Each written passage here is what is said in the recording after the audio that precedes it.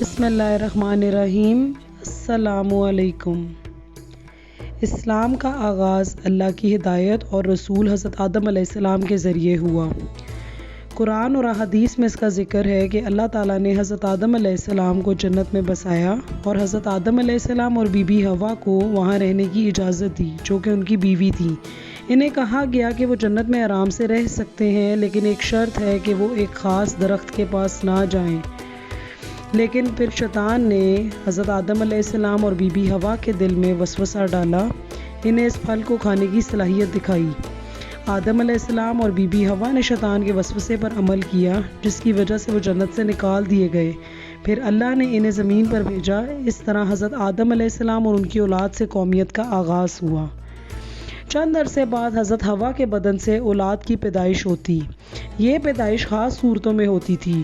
جب بھی حوا علیہ السلام حاملہ ہوتی تو جڑواں بچوں کی پیدائش ہوتی، جن میں ایک لڑکا اور ایک لڑکی پیدا ہوتے۔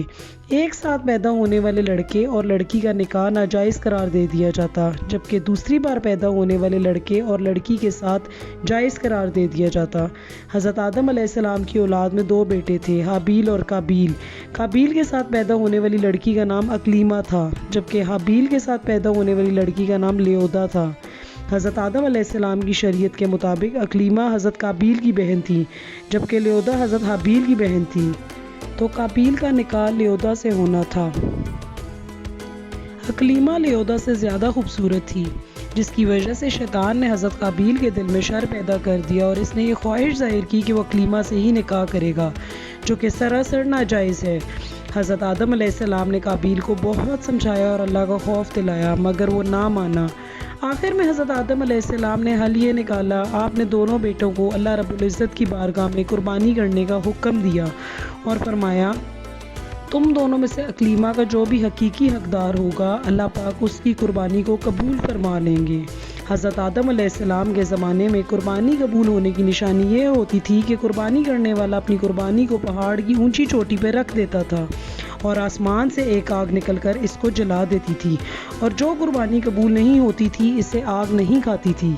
اگلے دن حابیل اپنے بہترین مویشیوں کو ساتھ لایا اور ان میں سے سب سے اعلیٰ قسم کی بھیڑ کو پیش کیا، جبکہ قابیل کھیتی باڑی کرتا تھا، لہٰذا وہ کچھ اناج اٹھا لایا جو کہ انتہائی گھٹیا قسم کے تھے۔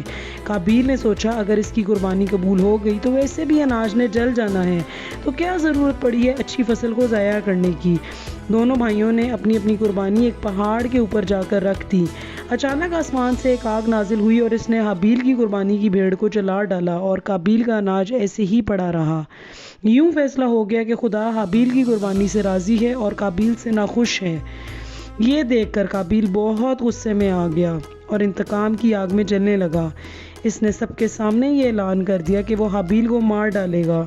اس کے جواب میں حابیل نے اس سے کہا کہ مجھے خدا کا خوف ہے، میں اس بارے میں کچھ نہیں کہوں گا، بس اتنا کہوں گا کہ اگر تمہاری قربانی قبول نہیں ہوئی تو اس میں میرا کیا قصور ہے؟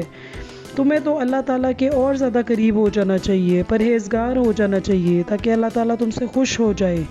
لیکن قابیل پر اس کا کوئی اثر نہ ہوا۔ قابیل حابیل کو مارنے کی تدبیر کرنے لگا۔ شیطان جو ازل سے ہمارا دشمن ہے، اس نے قابیل کو قتل کرنے کی راہ دکھائی۔ اس نے ایک پرندے کو پکڑا اور اس کا سر ایک پتھر پر رکھ کر دوسرے پتھر سے کچل ڈالا۔ قابیل کو معلوم ہو گیا کہ قتل کیسے کرنا ہے۔ حابیل جو بکریاں چراتا تھا ایک دن درخت کے سائے تلے آرام کر رہا تھا، تو قابیل نے اسی وقت بڑی بے رحمی سے اس کا قتل کر ڈالا۔ جب قابیل نے حابیل کو قتل کر دیا تو اس کی عقل ضائع ہو گئی، سوچنے سمجھنے کی صلاحیت سے محروم ہو گیا۔ اب بہت پریشان ہوا کہ اس کی لاش کا کیا کروں۔ اس طرح چھوڑنے میں بھی خطرہ تھا کہ درندے اس کی لاش کو کھا جائیں گے، تو وہ اپنے بھائی کی لاش کو بوری میں ڈال کر پھرتا رہا، یہاں تک کہ لاش بدبودار ہو گئی۔ لاش کو چھپانے کا بھی کوئی طریقہ اسے نہیں مل رہا تھا۔ بڑا پریشان ہو گیا کہ اب کیا کروں۔ تبھی اللہ تعالیٰ نے 2 کوے بھیجے۔ ان میں سے ایک کوے نے دوسرے کوے کو مار ڈالا اور پھر زمین کھود کر اس کو دفن کر دیا۔ قابیل بہت زیادہ ندامت زدہ ہوا اور کہنے لگا، ہائے میں اس کوے جیسا بھی نہ ہو سکا۔ اس کو پتہ چل گیا کہ بھائی کو زمین میں دفن کرنا ہے۔ اس وقت حضرت آدم علیہ السلام مکہ مکرمہ گئے ہوئے تھے۔ جب حضرت آدم علیہ السلام مکہ سے واپس آئے تو حابیل کو تلاش کیا، مگر وہ نہ ملا، تو لوگوں سے پوچھنے لگ گئے۔ لوگوں نے کہا کہ وہ کچھ دنوں سے غائب ہے۔ حضرت آدم علیہ السلام نے حابیل کے غم میں کھانا پینا چھوڑ دیا اور شب و روز حابیل کے غم میں رہنے لگے۔ روایتوں میں آتا ہے کہ جب حابیل قتل ہو گیا تو زمین میں 7 دن تک زلزلہ رہا۔ آدم علیہ السلام نے قابیل کو اپنے دربار سے نکال دیا اور وہ یمن کی سرزمین عدن میں چلا گیا۔ وہاں ابلیس اس کو آ کر کہنے لگا کہ حابیل کی قربانی کو آگ نے اس لیے کھایا تھا کیونکہ وہ آگ کی پوجا کرتا تھا، لہٰذا تو بھی یہی کر۔ چنانچہ قابیل پہلا شخص تھا جس نے آگ کی پرستش کی تھی، اور زمین پر یہ پہلا شخص تھا جس نے اللہ تعالیٰ کی نافرمانی کی اور قتل کو عام کیا۔ آخر میں قابیل کا انجام کچھ یوں ہوا کہ اس کے ایک لڑکے نے جو کہ اندھا تھا اس کو پتھر مار کر قتل کر دیا، اور یہ بدبخت آگ کی پوجا کرتے ہوئے کفر و شرک میں پڑے رہے اپنے ہی لڑکے کے ہاتھوں مارا گیا۔